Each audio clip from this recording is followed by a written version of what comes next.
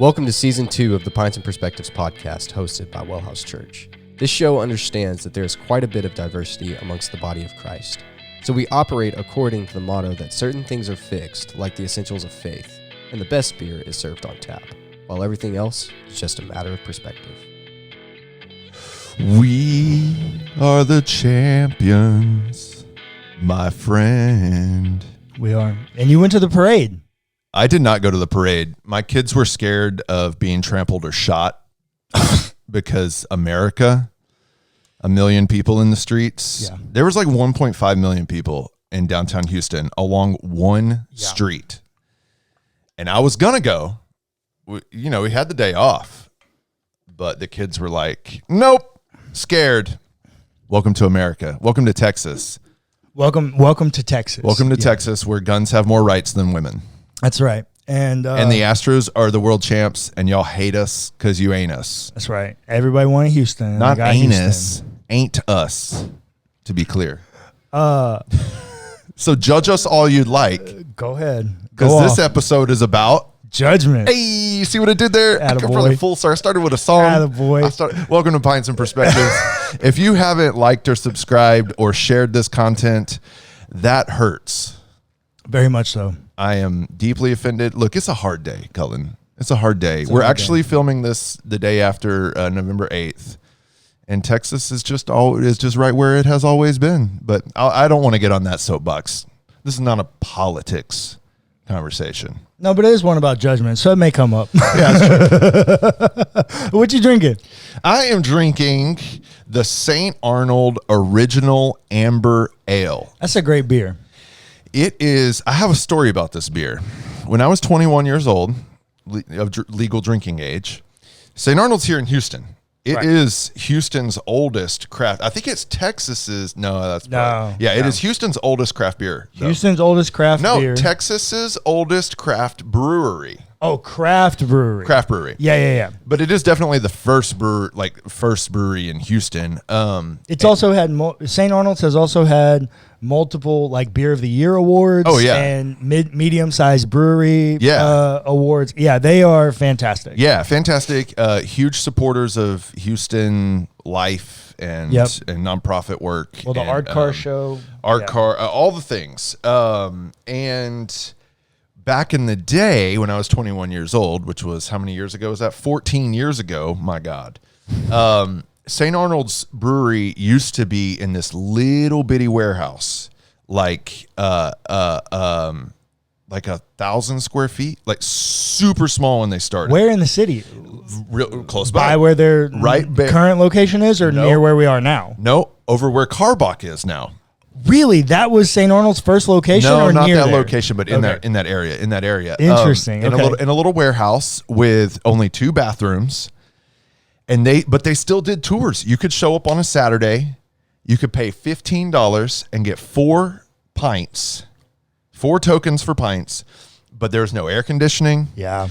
There was no they had a few tables, but it was just in the middle of the brewery. The brewery. Yeah. And there was only 2 restrooms, and there's only 1 toilet per restroom. So on any given Saturday morning when I was 21 years old, my friend Nick and I would go down to St. Arnold, pay $15, get drunk as a skunk, stand in very long lines to get into the bathroom, and just sweat bullets. Because there's no AC. No AC, and it would just be packed full of people. Yeah. But that's when I fell in love with brown ales and amber ales. Yeah. Because St. Arnold's first 2 beers were the amber and the brown. Okay. And I think the Alyssa, they probably did the Alyssa originally. What is their brown called now? Well, they don't do it anymore. It's discontinued. Okay, most of those original beers are discontinued with the exception of the Amber Ale and the Alyssa IPA. Okay. So I've been drinking this beer on a consistent basis for damn near 20 years. Wow. Dang. And it is still to this day one of my very favorite beers on the planet. Yeah. That's a great beer. I love St. Arnold. But if we're being honest, I love amber ales. That's not my favorite. Okay, that's fair.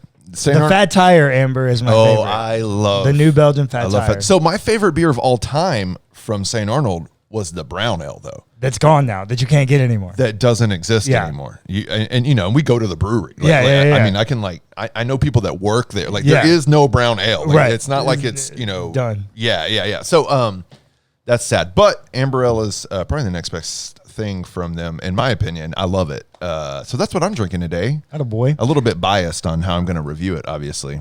We are at Adam's house, and Cullen forgot to bring the beer. I forgot to bring beer. And so, Pause.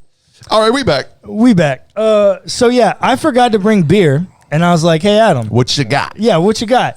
And he was like, "Hey, man, I got this leftover Guinness Draught stout that I had from St. Patty's Day," and I'm like, "Okay, I can do it." So here's my thing: I do like stouts. I'm quite picky about them. Me too. I love the Guinness Extra Stout. Yeah, I don't know if love is how I would say it, but I mean, Oh no, good. I love it. Okay. Yeah, okay. I love it. When it gets cold outside, that's my go-to beer. On tap, it is. Oh yeah, for sure. Yeah. And the more you can get it in that like 63 to 68 degree drinking temperature, okay, it's money. Okay.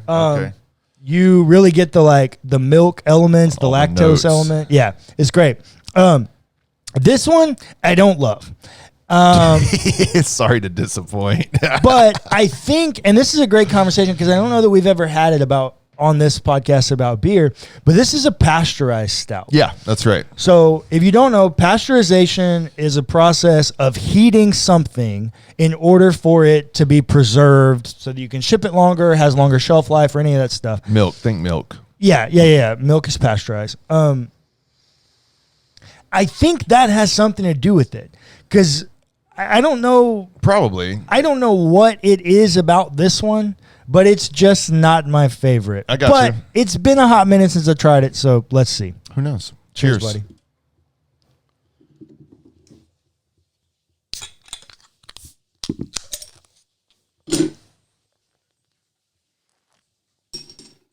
Stupendous. Look, it's good. It's balanced. It's exactly what you want out of an amber ale. It has the classic St. Arnold flavor palette. It's I think the alcohol by volume is like 5.2%. Aren't they required to put that on the bottle? 6.2%. 12 ounces in a can, and it is just, it's malty, it's balanced, it's the hop is super subtle. You taste a lot of the other grains in the beer, which is what I really like about it. And I don't know what else to say other than, as the can says at the very bottom, it is perfectly balanced. And I agree. I will give it on the Adam Chaney beer rating scale of 1 to 10. It's gonna catch a solid 7 for me. Attaboy. That's a good score. So I can't find the ABV on this one. Yeah. I'm going to guess it's like a 6%. I'm going to guess it's somewhere around 6 to 7. It does have a little bit of heat to it. Little boozy? A little boozy. I also just noticed on the can, it says nitrogenated for smoothness. So it's a nitro brew beer? Well, Guinness got off into doing all the nitros. Well, a lot of the stouts have like a they have nitro situation now too. Yeah, so maybe that's why it's pasteurized, so that they could do the nitro. But no, because the other one has a nitro. You nitro. have nitro stouts that are not pasteurized. Anyway, I don't know. I also will say, I need to say this as well. It's brewed in Dublin. Oh, yeah, okay? yeah. So my parents lived in Belgium for a while. Right. And they used to drink Stella Artois over there all the time. It's because it's water over there. That's because it's just what people drink. But they say over here, it tastes different. Oh, I'm sure it does. And they used to drink it on the plane, and they would say on the plane, it would taste different. I'm sure of it. And so I'm sure shipping Changes these beers changes it. I mean, you have elevation changes, you have pressure changes. It's 4.2%. I looked it up. What? 4.2? Yeah. So wild. Yeah, it's not my favorite even today again. It is the top-selling Guinness beer of all time and was originally created in 1959. Really? Because they were established in 1759. Yeah, well, It took them a year in to get this beer? 1959, my 2 guy. years or 200 years. 200 years to come up with this beer? Guinness Draught was developed in 1959 and has been the top-selling Guinness beer ever of all time. Huh. So the people, it's the people's favorite, you know? Well, I'm going to what's your judge rating? them for it being their favorite because the extra shot is far superior. Give it to us. Oh, it's like a 5.8. Yeah, I don't think it's very good. Okay. The bottle is gorgeous. Is it? I love it. It's all just one Look big at this. label. Let me see this. It's a harp. It literally matches my shirt, my shoes. There's something about the black and the gold and the white. I don't know what it is. It's a harp, dude. Yeah, beautiful. Beautiful. I guess. Stop being so judgmental. Well, that is what we need to talk about. I'm great at transitions. So let's talk about judgment. Let's talk about it. Why did judgment arise as a Christian element of theological conversation? Got to solve the problem of evil. Correct. You got to solve the problem of evil. And the way in which Christians have chosen to do that is they either do one of two things. God becomes the initiator of evil. Mm-hmm. So like think Deuteronomy, right? Like God blesses the faithful and curses the disobedient. Initiator is an interesting word that I would like to have a conversation about. Why did you not use the creator of evil? Yes. Well, No, keep going. So you have that element where like God becomes the initiator of it, and anything that happens, good or evil, is because God chose to do that. Yeah. The other way you do it is you solve the problem of evil through God's justice. Yep. The justice of God. Yep. Enter the conversation of judgment. Okay. Because this is how our minds think, right? We think about judgment and justice in retributive terms. Right. So like, Right. think to Jesus's statement with the Pharisees. I know you've heard it said, an eye for an eye, a tooth for a tooth. But I say to you, forgive your enemies. Turn the other cheek. Another passage. I say to you, Yeah. if someone strikes you on your right, Right. turn and give them your left also. If they ask for your tunic, give them your cloak or whatever. Yeah. Because that's not retributive justice. That's restorative justice. Big difference. Very big difference. Yeah. And what happens is, unfortunately, in these conversations about judgment, here in America, they've been given over primarily to premillennial dispensationalism. Definitely. And so because of that, you read into a white throne judgment from Revelation. Look at you. Yeah, that's right. This like natural apocalyptic Right. thing that John the Elder on some island when he's tripping on some mushrooms dreams up. Goats and sheep and goats, separating them out. Exactly. And so you end up with this element of like this white throne judgment where Jesus sits up there and judges faithfulness and apostasy. God have mercy. Yeah, I don't know if it's the most advantageous way to view it, because what also happens when you have that outlook, when you have this like retributive justice view of God, what happens is it's very easy for you to take on that judgmental posture as like 1 Corinthians 11, right? Paul says, imitate me as I imitate Christ. Look, man, you are really hitting the nail on the head for my problems with Christianity right now. Oh, yeah. It's because people take on the God complex that they see about God and they judge people for it. But because we are told to. How many times have you been told that the ultimate goal of life is Christ-likeness?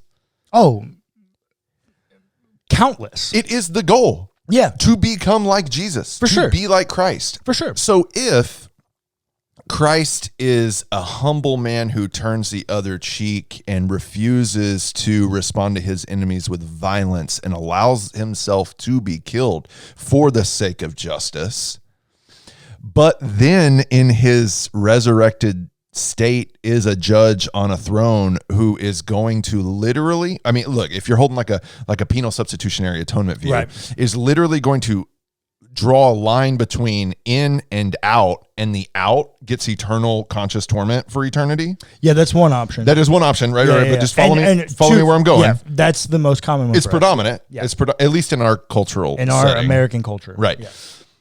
Then just follow me on the rationale here.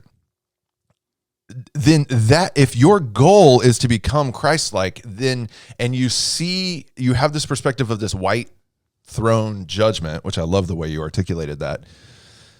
What is to stop you from putting yourself in that place? If I am like Christ and he is like me, and my goal is to ascend to Christ likeness, then judging the atheist or the lesbian couple next door, or the homeless person on the corner, or the Muslim across the street seems Christ-like.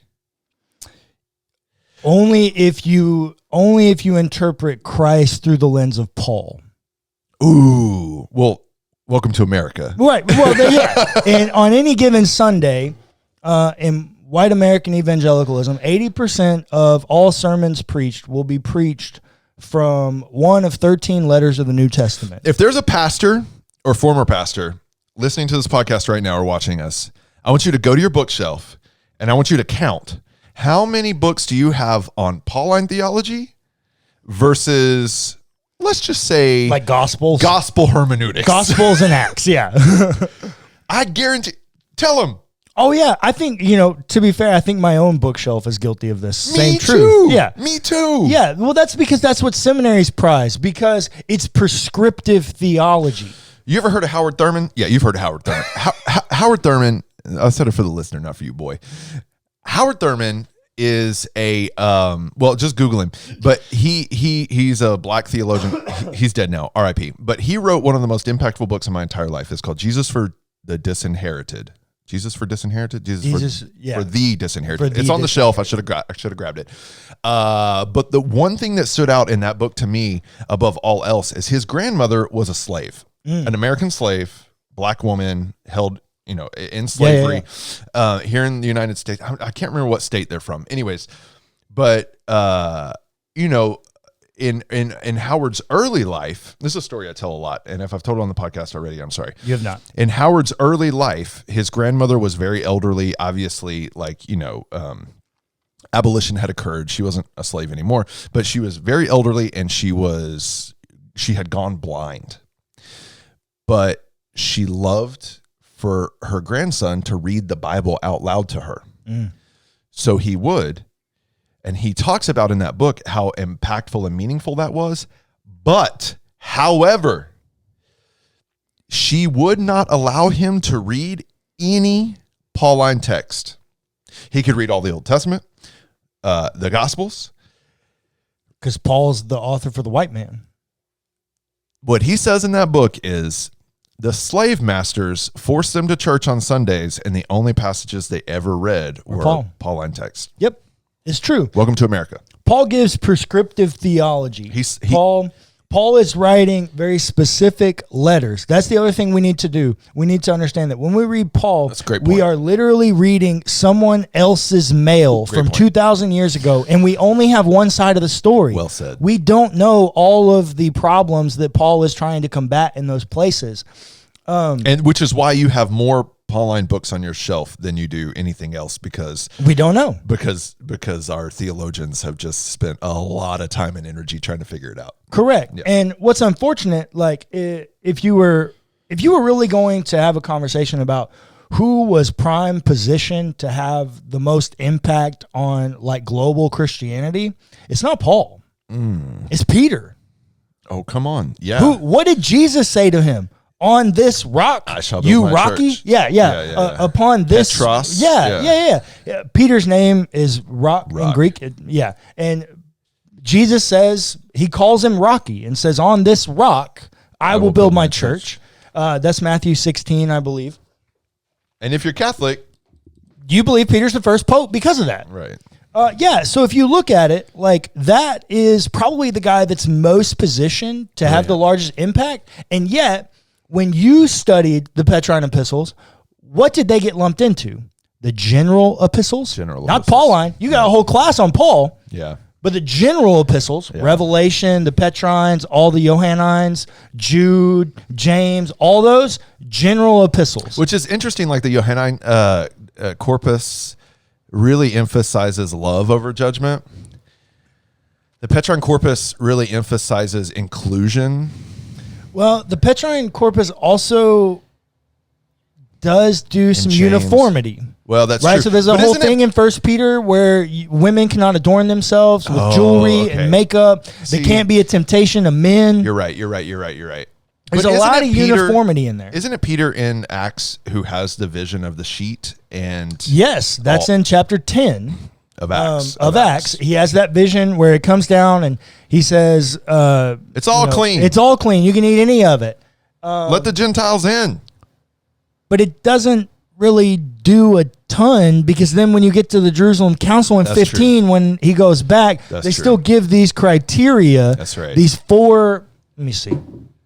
These four things, and what ends up happening is white evangelical pastors will say, it's the moral law. Right. The moral law. Yeah, dude. Yeah, and it's like, well, that's just some made up nonsense for you to be able to pick what you want to keep and what you don't want to keep. Cherry pick the scriptures is what we do best. Yeah, exactly. What they end up telling them is, let me find it right here. Yeah, here it is. The council's letter to the Gentile believers. Mandela Barnes just lost. Sorry, it's the day after Election Day. I'm kind of into it. You were right, though. That's what you said right before we started recording. Well, you thought Mandela Barnes would lose in Wisconsin. Anyway, sorry. Side note. Okay. So they come in, and this is from Acts 15:28, the letter that the Jerusalem Council sends to the Gentile believers. Yes. For it has seemed good to the Holy Spirit and to us to impose on you no further burden than these essentials. So remember, this whole thing is like, can Gentiles even be a part of us? Right. And if so, what do they have to conform to of Judaism? Right. What barriers do they have to jump? Remember, Peter, 5 chapters ago, has just been given this vision of this sheet coming down. All things are clean. Don't call anything unclean that I've called clean. Right? Here are the 4 things that they say they must hold as essentials. That you abstain from what has been sacrificed to idols. Okay? Now, I'm going to remind you of our Pauline text. What's Romans 14?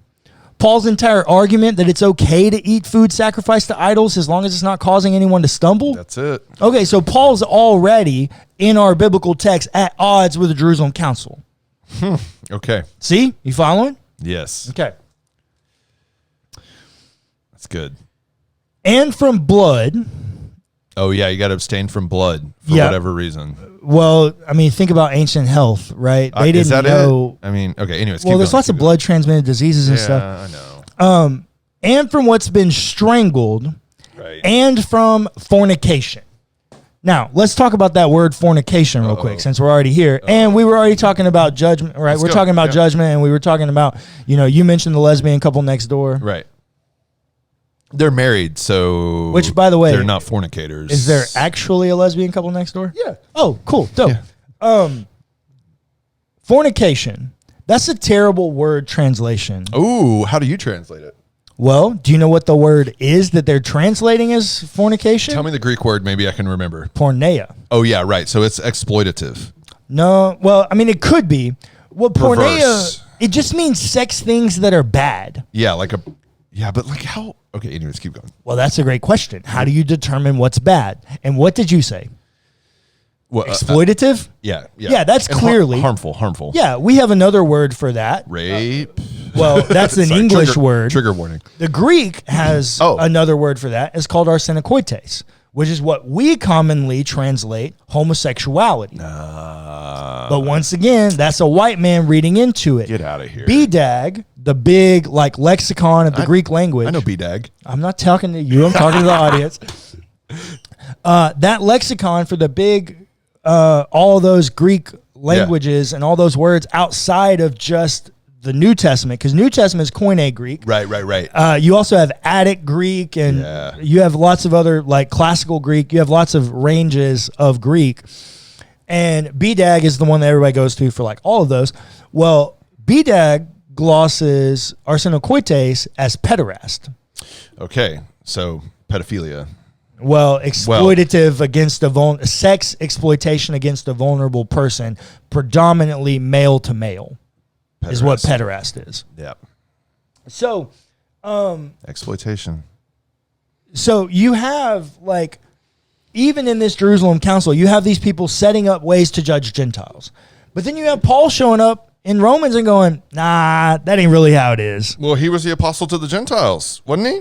Yes. Yes, he is God's instrument to the Gentiles. And even Paul is coming in going, yeah, I'm not sure I agree with these guys. Yeah. That's because this stuff is fluid and we don't have all of, like, the conversation and context. But white evangelicalism has prioritized Paul because it is prescriptive theology. It is black and white. Do this, don't do that. It makes the New Testament a rule book. And so we've read Jesus through the lens of Paul. Yep. If you read Jesus through his own lens, you wouldn't view it that way. I agree. Which is why I don't really read the Bible anymore. Well, you should at least read the Gospels. I know. Well, I occasionally, yeah, you know, that's a different conversation. But it is dogmatic fundamentalism. Yes.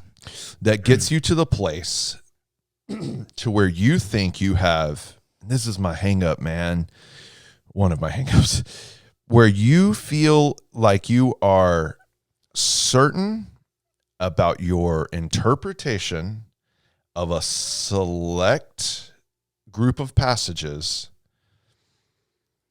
and you wield that certainty in social, like, not spiritual, not your relationship with God in your prayer closet, but social settings, like my neighbors, and how you view them. Yeah. And you put yourself, because of dogmatic fundamentalism and certainty, you put yourself in the place of that judge because you think that's what God wants you to do. Exactly. Well, let me give an example of how this plays out early in the biblical text. Okay, this is one of my favorite examples in the, because what we're talking about is we're actually talking about divine likeness, that each human is made in the image and likeness of God, and there's an internal desire to be like God in that. Well, we see that play out early on in the Old Testament, specifically in Genesis. If you remember, when Adam and Eve sin, the first thing they do is they realize their nakedness. So they cover it, and then God shows up on the scene and they figure it all out. He doesn't know where they are. Right. And God administers a lot of curses. There are 4 curses that God administers there that set the course of the trajectory from then on for the biblical text. You have chapter 4, which is the Cain and Abel story, which is terrible. Then you have a genealogy in chapter 5. And then in chapter 6, you get Noah. And you remember, the world is so terrible. There's so much violence in the world. Corrupt. That God says, I got to start over. This is too bad. Almost as corrupt as Ken Paxton. Correct. Sorry, y'all. If you remember, when you get to chapter 9, at the end, when they get off the boat, Noah plants his vineyard and he gets drunk. Drunk as a skunk. Drunk as a skunk. So drunk that he gets hot. He strips his clothes off and passes out naked. His son covers him, sees him, and then covers him. Well, no, then the other 2 sons come and cover him without looking at him, right? They walk in backwards, cover, like with that blanket. To cover his shame. Because nakedness is shame. Well, it's definitely, but remember, this is parallel storytelling from typology. Because what's the first thing Noah does when he wakes up and discovers that he was seen naked? Curses his son. Oh, so he tries to take on the position of God. Oh, I see. But as judge. And what happens? Noah screws it up. Because Amen.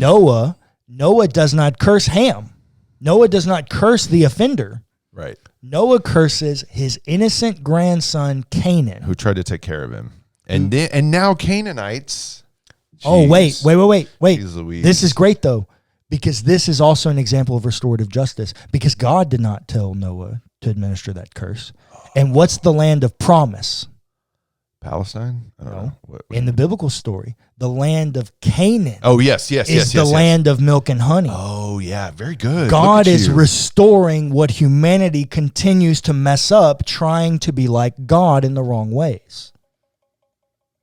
So how do you get from there, which you've done a very good job of just like outlining that. How do you go from that to, let's say, Jesus in Revelation sitting on that judgment throne, spitting people out of the mouth of God, metaphorically, whatever that means, and separating the wheat from the tares? I know I'm jumping around the New Testament here. How do you go from Noah screwed that up because it wasn't God's instruction? Well, yeah, there's nowhere in the text that it says God told Noah to do that. Right. It was not God's instruction. So maybe you extrapolate that out to it wasn't God's will. I don't know. But then you fast forward to the theology of the authors of New Testament text, and it does seem like God is through Jesus, is in that place of righteous king who still curses his creation. And by that, I mean, sends people to hell. I don't know. Or maybe I'm misinterpreting. Well, so first, I want to say, like, anytime we have to interpret Revelation, like, just put a big question mark on it. Like, yeah, that's the deal. Like, you should text. Not be building theologies off of Revelation. That's fair. We are so removed from that culture. That's fair. It is so imaginative and metaphor. Poetic. Like there's a whole thing in there. I think it's a literal genre unto itself. And no. Well, yeah, and Paul has elements of apocalyptic literature. Sure. So does the Old Testament, right? Think about Daniel and Ezekiel. Right. Ezekiel 37 is a great example of like a classic Old Testament apocalyptic text. But here in Revelation, there are so many things that we don't understand. Like, I'm trying to find it. The book of Revelation, or the letter, is written to 7 churches in ancient Asia Minor. Yeah. Once again, we're reading people's mail that we only have one side of the conversation to. Right. Sardis. Yeah, so you have Ephesus, Smyrna, Pergamum, Thyatira, Sardis, Laodicea are the ones you're going to. And one of these, I can't remember. One of these, the entire thing about them is based on this like weird like water source that they have there. It's like a hot spring. Mm-hmm. It's the one where it's like, if you're lukewarm, I'll spit you out of my mouth thing. Yeah. That's an ancient metaphor for a unique place that we don't have.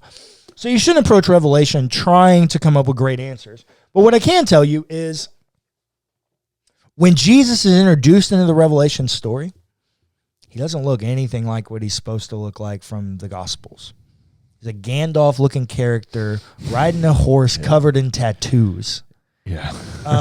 And apparently like dripping with blood. Yeah. Revelation Jesus is scary. Yeah. That's a great way to say that. Revelation Jesus is scary. He's not approachable. And violent. Which is not what you see Jesus. Yeah, I don't know, man. Of the Gospels. The Bible is wild. Here's what I think it is. I think, if you're asking me, I don't think you should be reading Revelation for anything other than an ancient letter written to 7 specific churches that are being extremely, devastatingly persecuted by the Roman Empire after the destruction of Nero, of the temple by Nero in AD 70. I think Revelation's probably written somewhere around the 90s to 100s. And I think it is unique to them. I think it is somehow comforting to them that they are literally in the midst of a war. They are being murdered by their empire. Isn't it interesting that modern day evangelical Christians still take on that identity? Oh, it's because they still think they're persecuted. Yeah, what the hell? Yeah, like when people say like American Christians are persecuted, I'm like, Christians weren't persecuted in mass after Constantine. Like Constantine's the worst thing that could have happened to the church. Maybe like in certain parts of There are foreign countries. Well, but now anyways, there are certainly, but I mean, Not in America. Well, think back to the Crusades, right? Christians fair. and Muslims have been at odds forever. Yeah, right. And so, I think that's going to persist for some time. It's an age-old battle. I'm not sure it's going anywhere, which is a shame. Go ahead, sorry. I don't think that, when we talk about judgment, I don't think revelation is the place we should be going. Okay. Yeah. Where would you go? What let's talk about the Bible. What biblical text do you personally, and maybe it's none, use to form your view of God's judgment? The Sermon on the Mount. Okay. Say more. I like this direction. Sermon on the Mount is a famous text. We don't know if it's Jesus' first sermon. It's certainly his first sermon in Matthew. Matthew 3, 4, 5. 5, 6, 7. 5, 6, 7. I'm out of practice, y'all. I should read my Bible more. It begins with the Beatitudes. Mm-hmm. Okay? And what are the Beatitudes? Blessed are the poor in spirit. Blessed are those who mourn. Blessed are the meek. Blessed are those who hunger and thirst for righteousness. Blessed are the merciful. Blessed are the pure in heart. Blessed are the peacemakers. Blessed are those who are persecuted for righteousness' sake. Blessed are you when people revile you and persecute you and utter all kinds of evil against you falsely on my account. Amen. On my any account. Any of that look like a powerful, judgmental person? Is that what Jesus is calling anyone to be? No. So then it goes. Quite the opposite, perhaps. Correct. And remember, this is one sermon. Right. White evangelicalism also does a bad job of this. Sure. Breaking it up into these little subheadings and things. It's one story, one sermon, one flow of thought. 3 Jesus chapters. moves out of that and into salt and light. Yeah. Oh, so wait, you're supposed to be a light to a dark world? You're supposed to be salt? You're supposed to preserve the goodness in God's creation? Okay, cool. The law and the prophets is what he moves into next. I didn't come to abolish all this stuff. I'm here in fulfillment of it. And I'm going to show you a new way of doing it, the right way, because I gave you 613 laws to follow. The Old Testament gave you that, and you couldn't do it. So now I'm going to give you a new way to do it. And here's what I'm going to talk about first. Anger. Oh, why? Because that's where judgment's rooted. Ooh, boy, preach. Oh, okay. Got it. So first he talks about anger. And he's like, don't murder anybody. Do not murder anybody. Right. And if you hate someone, it's the same as murdering them in your heart. Oof. Okay. We're getting somewhere with judgment. Right. And then, what makes people angry? Adultery. Okay, fair. I've been cheated on. That's right. I'm divorced because I was cheated on. And I can testify to the fact that you have been angry. To some extent, still am. Yeah. Right. I'm not sure you just easily get over that level of anger. Of course not. Well, when we were talking about with Dante, who's the person that's in it, like is the dude who? Oh yeah. Well, we're going to talk about that next. Sorry. We're going to talk about that next. Sorry.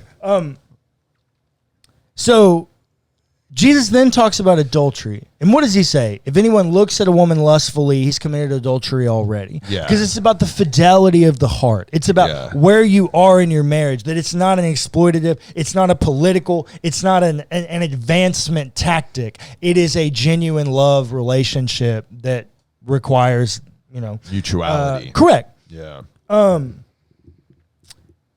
then Jesus moves into divorce. Now, I think this is very interesting in a conversation about judgment because we know all throughout the Bible, if you get cheated on, you're legally, the Bible gives you permission to go get a divorce. Right. It's not a question. But look what Jesus says. Unless you're the female. Right. Anyways, go ahead. Right. Exactly. Yeah, fair.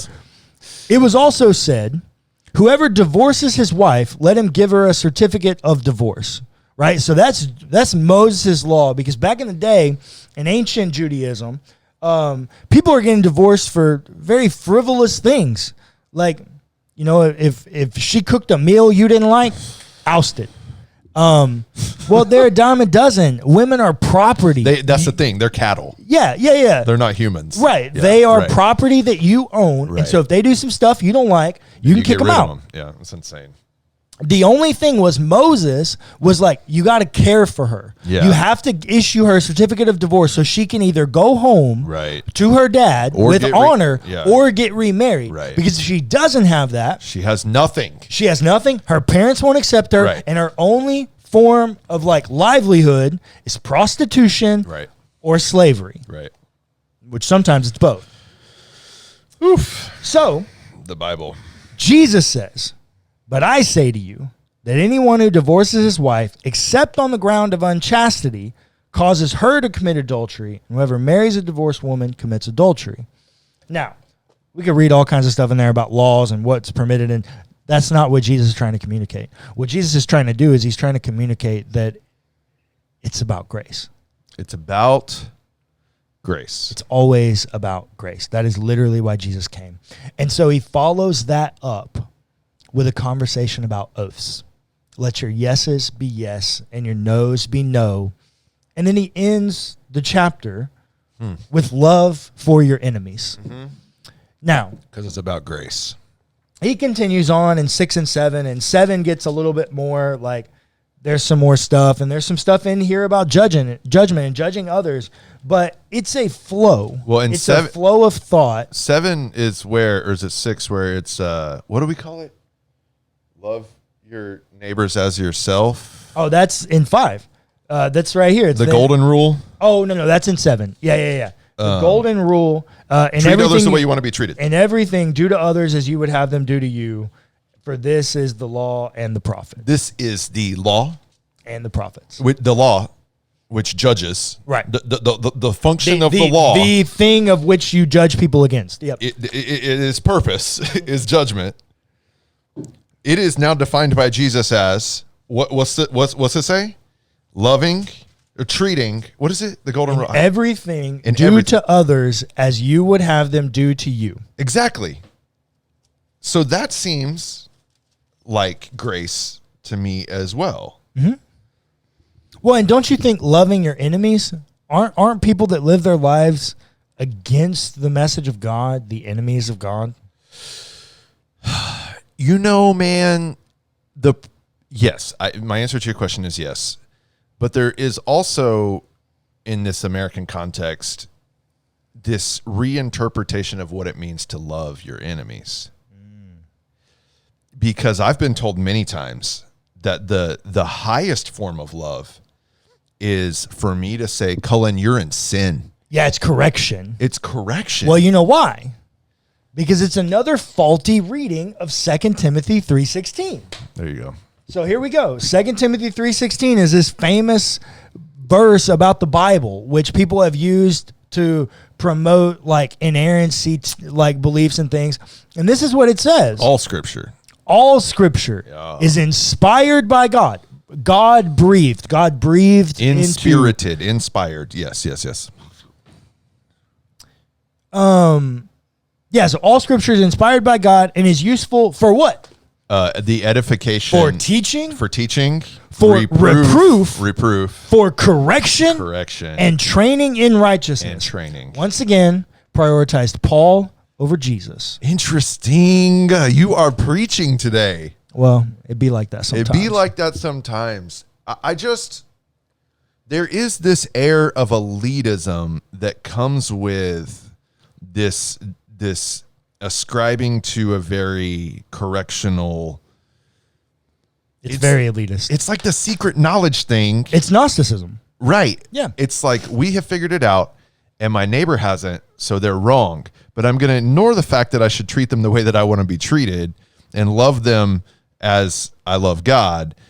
But because the way to love them is to go over to my neighbors and say, you're living in sin, and this is me loving you.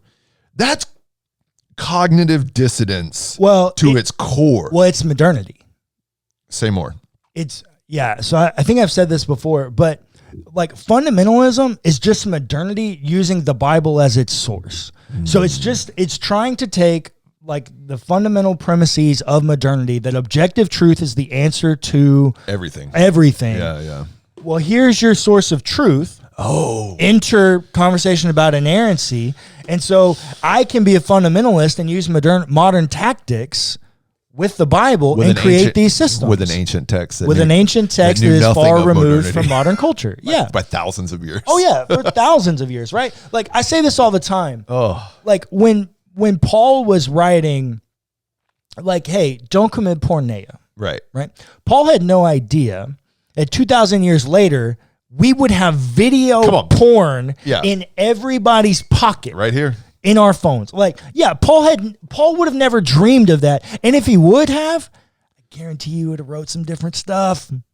He would have talked about it a little bit different. If he'd have thought that his letters were going to be read for thousands of years, Yeah. I think he probably would have said some things other than like, oh, hey, when you come back, bring my books back and that jacket I forgot.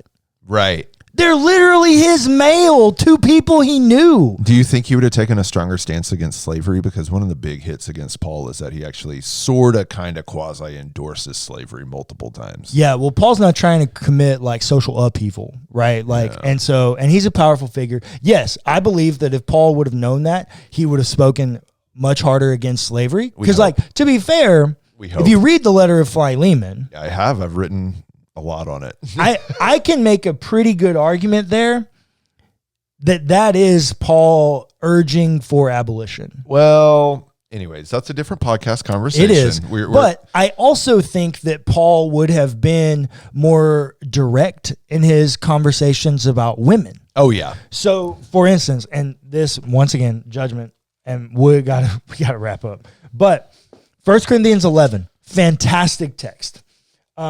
It's about women in head coverings. Oh, yes. And in church. 11:1, be imitators of me as I am of Christ. I commend you because you remember me in everything and maintain traditions just as I handed them on to you. But I want you to understand, Here you go. I want you to understand that Christ is the head of every man, and the husband or the man is the head of his wife. Wait, look, watch my... Oh, okay. Christ, husband, woman. This is why you need the YouTube version, y'all. Watch. Christ is the head of every man is the head of his wife, and God is the head of Christ.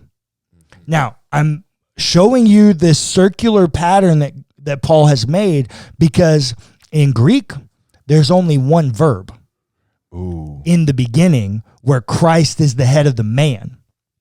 That's the only verb in this text. And so in order to make it make sense, you have to use the logical progression that Paul made, which makes it circular. It's not a hierarchy because God is at the bottom and goes back to the top. You cannot change the order. It has to go that way, and it is circular. There are hints like this throughout all of Paul's writing. But I think if Paul knew we were going to be studying it for thousands of years, Paul would have been more explicit. Don't be judgmental. Thanks for listening to the Pints Perspectives Podcast hosted by WellHouse Church. Be sure to give us a rating and a review if you enjoyed the episode. It's free and it helps us immensely. Also, feel free to check out our other podcasts.